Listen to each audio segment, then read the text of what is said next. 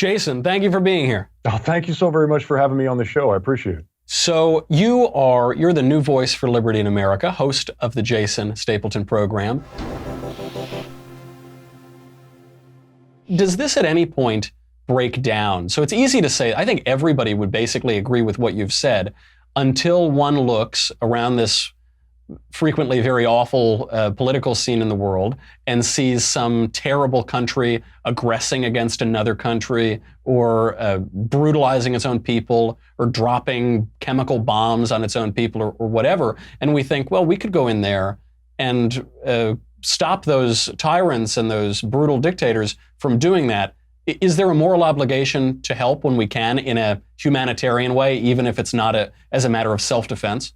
That's a really good question. I think my personal opinion is that there is a moral obligation to help, but that is the individual's responsibility to do. So what a libertarian would believe is that, okay, if we are one of the things I believe about the military is that the military guys are kind of unique, because what they are essentially saying is, I will give up my freedom. I will give up my liberty. Because when you sign a military contract, you are basically agreeing to go and do whatever the government says. You are selling yourself to the government for a period of time.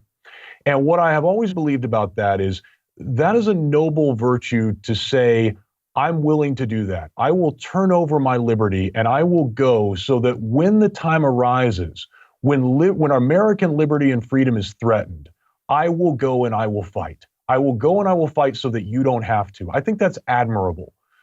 What I believe our responsibility as American citizens is to ensure that we never ask them to do that unless it is absolutely necessary to protect American liberty, not American interest. Those are two different things.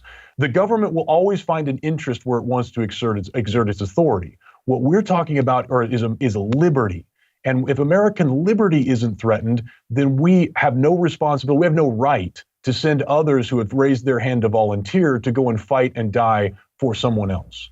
And now, again, I'm sorry, go on. I was going to say, just on the flip side, to your question more specifically about the moral obligation we have. If you really believe, and this is something I've said to Mark Levin, that I have said to John McCain and to Lindsey Graham. I said, listen, if you want to go fight, if you believe we need to go over there, if you believe that we need to fight, that we have a moral obligation to be there, then I will pay for your plane ticket and I will buy you a rifle and you can go over there.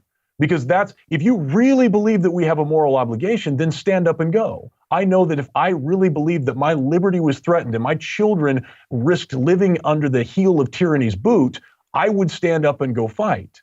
And so if I'm not there, it means I don't think it's important enough to put my own life on the line, that I'm not going to ask somebody else to do it for me.